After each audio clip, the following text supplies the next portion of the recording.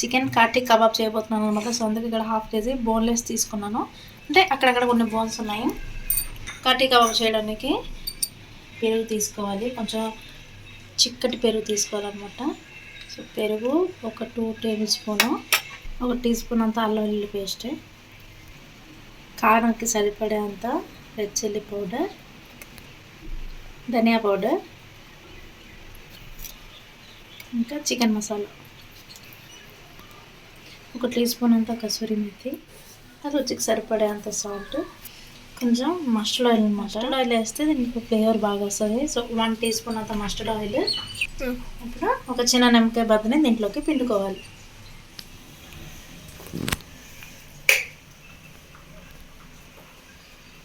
So నిమ్మకాయ అయితే పిండిసాను. First మొత్తం అన్నీ కలిసేలాగా మిక్స్ చేసుకోవాలి. సో ఒకవేళ మీ దగ్గర చార్కోల్ ఉంటే చార్కోల్నేమో బాగా బంద్ చేయాలన్నమాట, కాల్చేయాలి. కాల్చిన తర్వాత దీని లోపల అంటే ఈ చికెన్లో మనం ఇదంతా మ్యారినేట్ చేసి ఉంచేస్తాం కదా, అప్పుడు చిన్న బౌల్ పెట్టేసి ఆ చార్కోల్ ముక్క అనేది దీంట్లోకి వేసి చిన్న నెయ్యి వేసి వెంటనే మూత పెట్టేయాల. మూత పెట్టి ఒక 5 మినిట్స్ అలా ఉంచేస్తే ఆ పొగ అంతా ఈ చికెన్ పట్టేసి చాలా స్మోకీ ఫ్లేవర్ వస్తుంది, బాగుంటుంది. బట్ మనకి ఇక్కడ వర్షం పడడం వల్ల చార్కోల్ అయితే ఉంది, బట్ వర్షం పడడం వల్ల మొత్తం తడిసిపోయింది. సో చార్కోల్ వేయడం అవ్వదు, చార్కోల్ లేకుండానే చేస్తాం. ఇది నేను కాఠీ కబాబ్ కదా, ఎయిర్ ఫ్రైలో చేస్తాను. తక్కువ ఆయిల్లో చాలా బాగుంటుంది అనమాట, హెల్దీ కూడా. సో గ్రేవీ మొత్తం ఇలా మొత్తం మిక్స్ అయిపోయింది.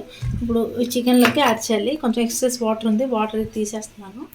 ఈ చికెన్లోకి మనం ఏదైతే గ్రేవీ మిక్స్ చేసి పెట్టుకున్నామో ఆ గ్రేవీని దీంట్లోకి యాడ్ చేసి మొత్తం చికెన్ ముక్కలన్నిటికీ పట్టినట్టు కలిపేసి ఒక minimum ½ an hour, but maximum ఎంతైనా మీరు మ్యారినేట్ చేసుకొని ఉంచవచ్చు. చేతితో కలిపితేనే మొత్తం అన్ని పీసులకి నీట్గా పడుతుంది అన్నమాట గ్రేవీ. సో స్పూన్తో కాకుండా చేతితో కలిపితేనే మంచిది. నా ఒపీనియన్ అయితే అదైతే మొత్తం ప్రతి మొక్కకి గ్రేవీ అనేది బాగా పడుతుంది. చూడండి చూడండి ఇలాగ మనం చేతితో కలపడం వల్ల ఏంటంటే ప్రతి మొక్కకి మన గ్రేవీ అనేది అప్లై అవుతుంది. ఇలా దీంట్లో కార్న్ఫ్లవర్ ఏటి వేయాల్సిన అవసరం ఉండదు, జస్ట్ ఇంతే. ఇవే గ్రేవీ వేసి నేను ఏదైతే చెప్పానో అవే జస్ట్ వేసిన తర్వాత చూడండి అన్ని ముక్కలకి అంటేస్తుంది.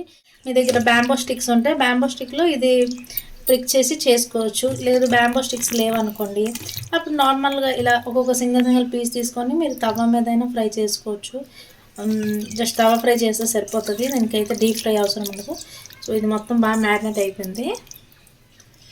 దీన్ని మినిమం ½ అన్ అవర్ అయితే రెస్ట్ ఇవ్వాలి. మ్యారినేషన్ ఎంత ఎక్కువసేపు మ్యారినేట్ చేస్తే చికెన్కి ఫ్లేవర్ అంత బాగా పడుతుంది.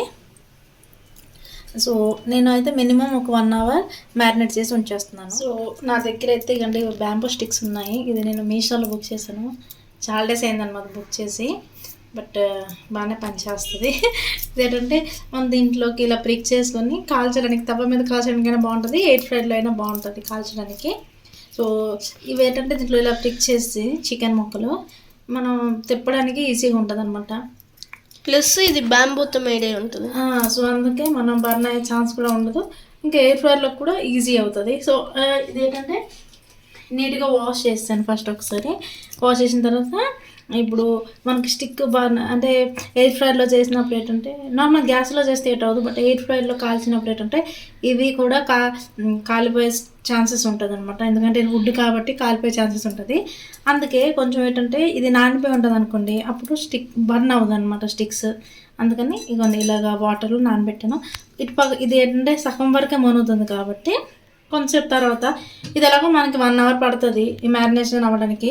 సో ఇది ఒక ½ అన్ అవర్ ఇటుపక్క, తర్వాత ½ అన్ అవర్ మళ్ళీ ½ అన్ అవర్ తర్వాత మళ్ళీ ఇటుపక్క నానేస్తే 2 వైపులు నానుతుంది. సో ఇప్పుడైతే నేను స్టిక్స్ కూడా సోక్ చేయడానికి ఉంచాను. ఇప్పుడు ప్రజెంట్ అయితే స్టిక్స్ ఇలా సోక్ చేసి ఉంచేస్తున్నాను. ఒక 1 అవర్ వరకు ఇది రెస్ట్ అనమాట. సో 1 అవర్ తర్వాత కబాబ్ ఎలా చేస్తానో చూపిస్తాను. సో చికెన్ అయితే బాగా మ్యారినేట్ అయిపోయింది. ఇప్పుడు స్టిక్స్ కూడా చూడండి కొంచెం సోక్ అయింది. ఇప్పుడు ఒక్కొక్క పీస్ తీసుకొని మనం స్టిక్లోకి ఇలా ప్రిక్ చేసుకోవాలి.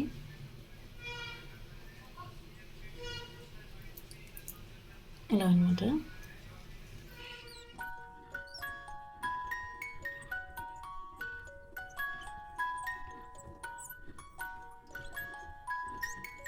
ప్లేట్లోకి వేసాను కదా, ఇప్పుడు ఇవన్నీ నేనైతే ఎయిర్ ఫ్రైలో చేయబోతున్నాను. సో ఎయిర్ ఫ్రైకి క్యాబినెట్ తీసుకున్నాను.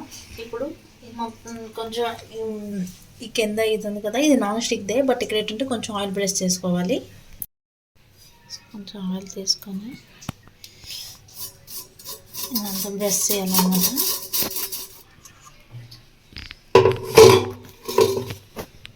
ఇప్పుడు ఈ ఒక్కొక్క స్టిక్ని ఇక్కడ ఇలా అరేంజ్ చేసుకోవాలి.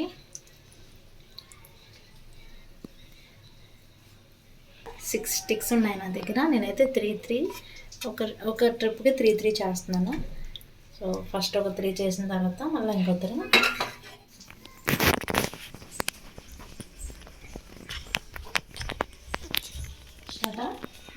ఎప్పుడు సో చాప్ చేసావా? సో ఇదండి ఎయిర్ ఫ్రైలోకి వేసి నేను టెంపరేచర్ సెట్ చేస్తున్నాను.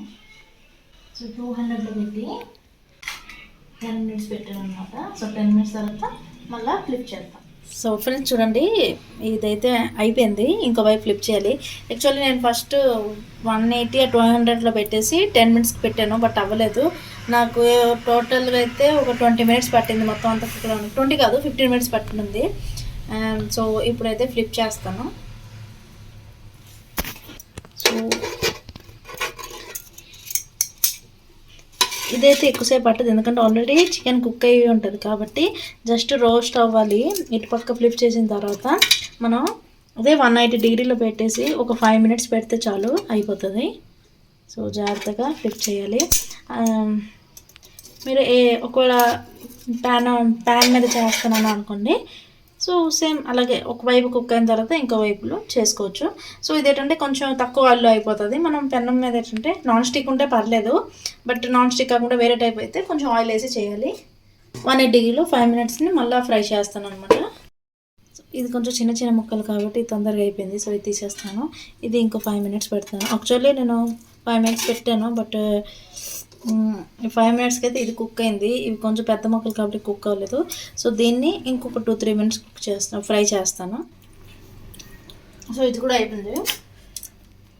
తీసేసి ఇంకో ట్రిప్ అయితే వేస్తున్నాను. చికెన్ కాటి కబాబ్ అనండి, చికెన్ టిక్కా అనండి, ఏదైనా సరే టేస్ట్ అయితే సూపర్గా వచ్చిందనమాట. సో హ్యాపీగా మనం ఇంట్లోనే చాలా లెస్ ఆయిల్తో రెస్టారెంట్ స్టైల్లో చికెన్ టిక్కా కబాబ్ అయితే చేసుకోవచ్చు. సో మీరందరూ కూడా ఈ రెసిపీని తప్పకుండా ట్రై చేసి ఎలా ఉందో కామెంట్ సెక్షన్లో కామెంట్ చేయండి. Thank you for watching.